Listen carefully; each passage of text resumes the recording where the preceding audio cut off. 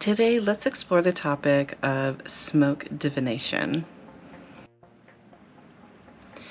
Okay, so welcome to the channel, Vine and Thorn Witch. I am Zella, and today I thought to take a moment and kind of explore the art of smoke divination. I personally have always found this to be one of the most difficult ones, and therefore the one that holds my attention the most because it's so tied into your own interpretation with how you interpret shapes and things that you see that also get tied into your emotions and what is going on like in the moment in your life, or maybe even connecting to things that you're hoping for in your future or memories from your past. But before I get into like how I practice this in my own personal witchcraft, let's go ahead and go into some of the more sciencey things and kind of historic terms that is connected to this, and a little bit about the history of divination. Okay, so the first word that we're going to go into. So if I say any of these words wrong, I am sorry. I am doing my best. I I am dyslexic, and so words come out sometimes not the way that I think they should sound. Okay, so capnomancy is what I believe this one is called. The divination or fortune telling through observing and interpreting the movements and appearance of smoke from fire. A fire's plume, shape, density, and direction may offer the practitioner how to discern good or bad omens. So basically, divination. So you're going to be looking at the different shapes. If the smoke begins to look like a swirl or a money sign or maybe a house or a landscape or whatever. The biggest thing about this form of divination is getting good and comfortable and going into a meditative state where you are still able to make notes about what it is that you're doing. Okay, so the next one is Libanomancy. Libanomancy. I'm probably saying it wrong. If you know how, if you want to phonetically write it down in the comments, I would love it. I'm sure other people do. But this one is kind of the same, except it has a slight variation. The divination of focusing on a question asked, and how the smoke gives you an answer interpretation within the patterns, if that makes any sense. So capomancy is just in meditative state, looking at it, allowing it to be what it is, and just receiving the shapes. Lipomancy is that word is where you ask a question and you're hoping that the smoke shapes will give you an answer. So all of this scientifically gets tied into is pareidolia. So the common tendency that humans have to find meaningful patterns in random or unrelated data. So basically what this is when you're looking at the clouds and you see a rabbit or a dragon or something, or when we're looking at EMFs and we hear words in the static. Sometimes, if we're really tired, all of this is going to be kind of kicked up a bit. Our brain is trying to make sense of what is happening. And I wanted to bring this one up because we all, as humans, have a tendency to have a little bit of this when we are doing our divination. And it's important that as we are practicing this, that we understand when our imagination runs away with us, and when we allow things that we see to be interpreted into things that connect with our emotions, with memories, and with symbology.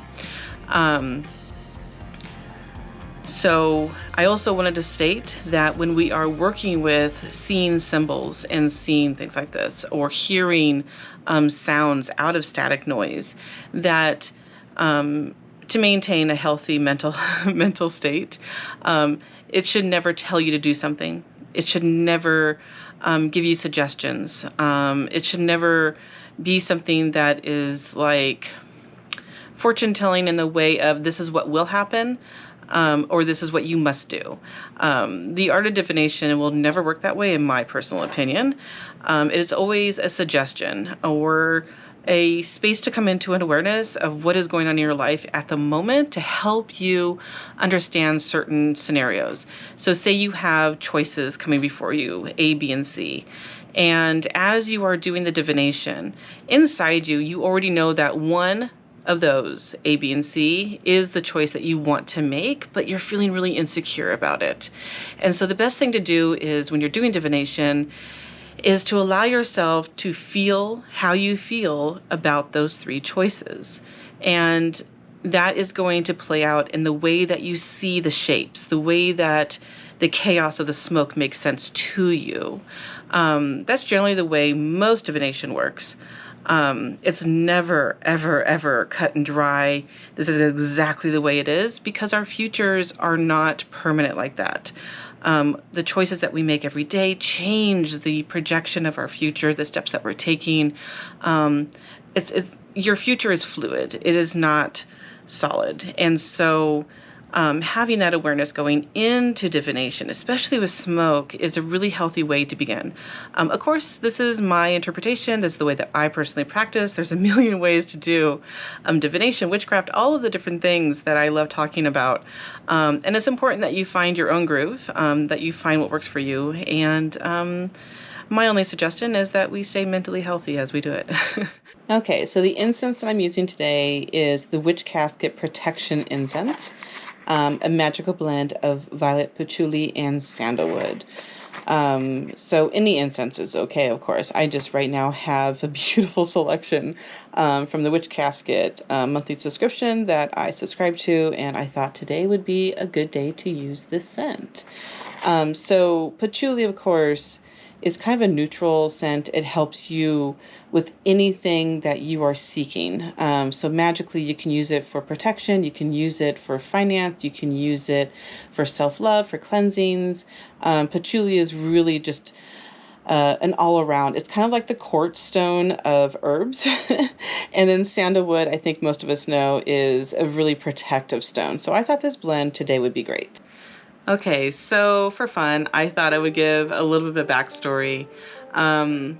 I have always been fascinated with divination that connects into your own personal experience and how the things that we have experienced in life, combined with like things that we see, things that we feel, things that we remember, turns into a way of interpreting smoke divination or cloud divination, flame divination, all the different divinations that we can work with, reflectives, and there's so many. But when I was a teenager and I really discovered working with candles, like the flickering and the bouncing and all the different the dance that flame does with candles, I started noticing more the smoke that was coming off of the wick, and that is what led me into the cone and like the incense sticks. And I didn't even know that was a thing. I remember going to my local witch shop and talking to them about what I was doing, if that was weird or like, does anyone else do it? And they're like, oh yeah, honey, that's the thing. And so yeah, since like the early mid 90s, I have been obsessed with this, and I still feel like such an amateur when it comes to understanding it. But I think the big reason for that is most of smoke divination is personalized. Yes, we can find a book that gives you like a guidebook on symbology, the thickness of the smoke, the rapidness of its curling, and just all the different things. But really when it comes down to it, I think that if we base it just on books and just leave it at that, there's a degree of separation in understanding what the interpretation is. When we bring it into how we feel about the symbols, does it connect? Does it show a dog? Do we like dogs? Does it show a cat? Do we like cats? Does it show a house maybe in the smoke? Like the shape of the smoke forms a house.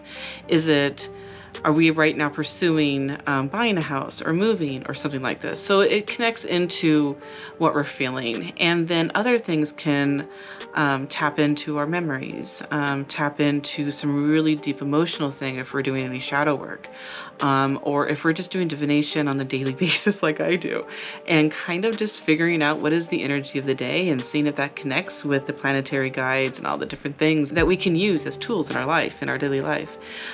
So I thought that I would spend a few moments and look at the smoke with you, kind of record it and share what I see. If I don't see anything, you never know what's going to happen with smoke divination. It's completely unpredictable. But yeah, let's give it a go.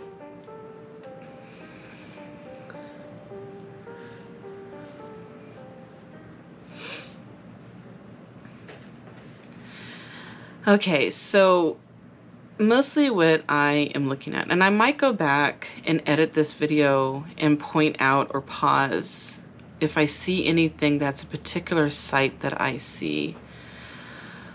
My brain right now is on sharing a video, so I don't have a question that's in my mind to look at, but I do love that the smoke is coming towards me as I'm sitting here looking at it, rather than away from me. So I'm going to take that as an invite, that it wants to be read. It wants to be part of this. And so that's kind of the first foundation I want to look at. I think with any magic, it's an energy that we're tapping into. And me being an animist, I see all things to have its own energy, its own spirit. And so there's always going to be this moment of consent when I begin working with something beyond that is just myself. Because I'm sharing this and I'm asking for the smoke to share its space, its energy with me. So it coming towards me is my first indication of yes. And now we're going into some of those classic skinny, but then thick, swirling. So I do have an air conditioner going on, and this is near one that's going to manipulate it a little bit, but it's behind me, so the air is not going to be sucking the smoke towards me, just to have that room environment awareness. Okay. So I see a heart. I see faces. Immediately I start seeing faces. My normal thing of working with smoke divination is working with my ancestors. So that's kind of a common thing for me to see, especially in the beginning of a reading. Ooh, okay. I am seeing traveling and water. I am seeing spirit movement over the water. So it's hard to explain how I see this, and everyone's going to see their own thing. It'd be oh wow, that was amazing. It would be amazing if anyone sees anything, if they wanted to share in the comments below what they see, and then we all can compare, like the timestamps. Okay. Oh, there's wings. I kind of saw a dragon in there with wings. So, interestingly enough, we are, at the time of making this video, it is the day after the first day of autumn. And for me, that is moving into the energy of Ancestor Month with October. The leaves around me are beginning to transition into autumn. And so all of that change is here, which is a lot of spirit work when I think about it. More than just like ancestral spirit work, but the spirit of nature and the trees and the season and all the transition that happens right now. And that is what is coming through my mind as I'm seeing this movement. I feel like I'm seeing people flying through and around. It's quite beautiful. Okay. So for my own purpose of time step, I just want to say 1340 is where I was at there.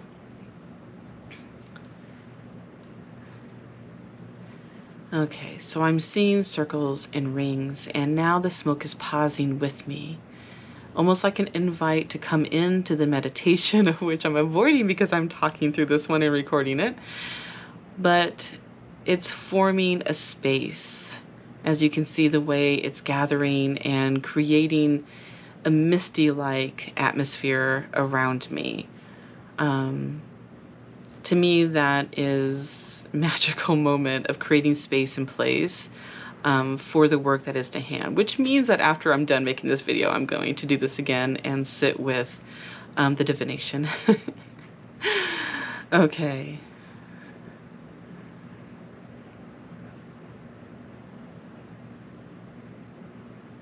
Yeah, so some of this is now just movement. My air conditioner is going, and so it changed it a little bit.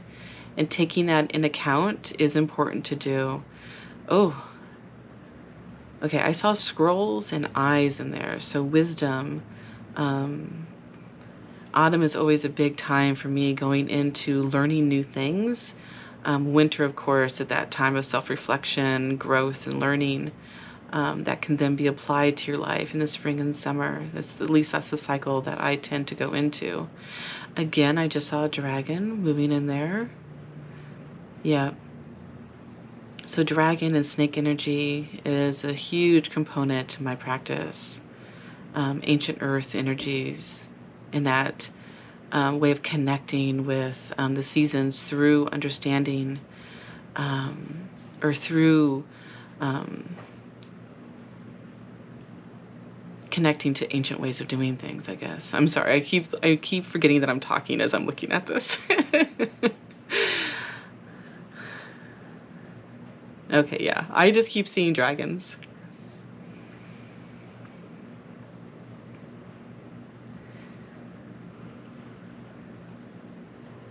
Again, I am getting, oh, did you see that? So a circle and it unraveled through itself around. To me, that is like springing forth new beginnings and possibilities. And then the way it undid itself is like freedom from things. So I'm about to go through something that on the end of it is going to give me the freedom that I've been working towards.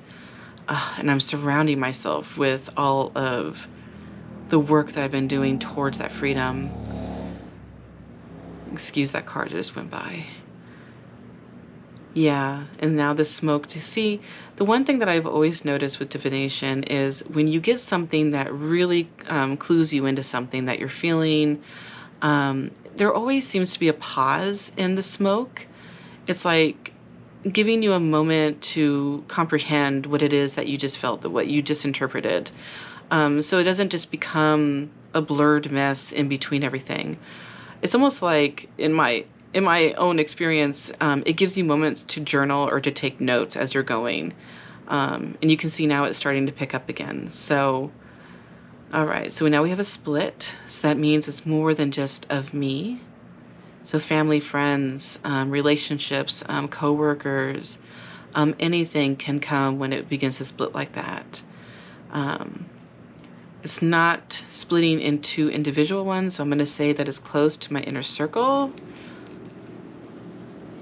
If it's ancestor, I just wanted to ring that bell real fast. Make sure that I do a protection, that nothing negative, mischievous, or deceitful can interact with me at this time. That everything here, of course, is of higher unconditional love. My ancestors, the good ones that adore me and I adore them. All of those good workings. Okay, so let's go ahead and go back into it. I should have done the beginning. I'm so used to doing this that I kind of jump right into it.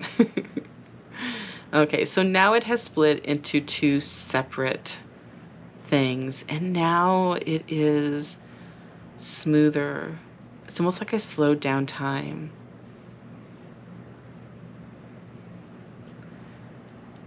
So I see it working together. I'm going to go ahead and connect with it. Sometimes seeing the way it interacts as it makes connection with me, with my hand, it gives me a different sense of the interactions. Okay. So here I can like begin to feel things more in addition to seeing things more, as in my interpretation, I have now made a physical connection with the physical smoke. Okay. Of course, do this however you feel you would want to do this, the smoke divination. and it's pooling over my fingers. I don't know if you can see that on the camera. It's almost like wrapping around it as if it was water. I'm feeling a lot of water from the very beginning of lighting this incense, which is interesting. I grew up on the coast. One of my big things is I'm currently landlocked in the middle of the continent, and I would love to be able to get back to living on the coast, and that is coming up for me here, probably because it's been a big focus of my life. So it doesn't necessarily mean that it's telling me that that's coming. What I'm picking up is that it's telling me an acknowledgement that that is what I have been focused on lately. So I would take that as an invite to do more prosperity magics, to open doors, just all the different things that we have in our toolbox to help us achieve those goals. The acknowledgement is feeling positive to me. So, okay. So it's really starting to slow down. I don't know if you can tell the difference in the energy of the smoke and the way it comes off the incense. Even though the incense stick is not finished, the activity of the smoke has slowed down. And so to me, that is indicating that the session is coming to a close. I can push it and keep seeking for more, but the energy of the smoke, I think that for today, we're complete. Okay, so let me go ahead and move into talking about some books that I would really recommend for reading, for like getting started in smoke divination, or if you're interested in understanding kind of more of the history with like trance divination and what has led into all the different modalities of divination, with smoke, with water, with flame, with all the different things. Okay, so let me put up some different images. The first book that I would recommend is a Pagan Portal Scrying book. So it's divination using crystals, mirrors, water, and fire. And this one is a really good refresher book, or a beginner's book. It works both ways. I love getting really good, precise books that are focused on just various things within witchcraft. And you can see here the different chapters.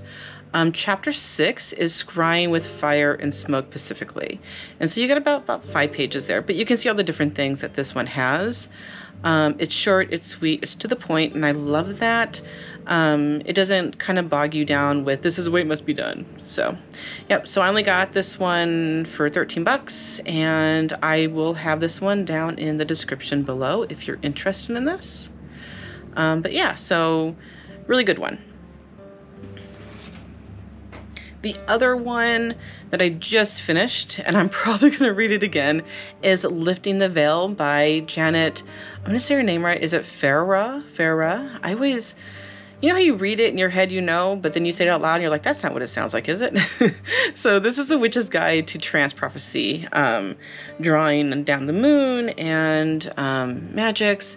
And I love the history that goes into this book all the way back to ancient Rome, Babylon. And it goes, as you can see, it covers a lot of mythology from around the world, but it also talks about the history of divination and how, in some ways, women became designated as diviners, where it really doesn't matter what gender you are. But yeah, so you can see I put notes there. Throughout it, there's pictures. It's just, there's a lot of really good information. And while it doesn't specifically talk about like smoke divination, it does a beautiful job of explaining the history of divination and how it has worked into being like a social norm to being something a little more taboo within certain cultures.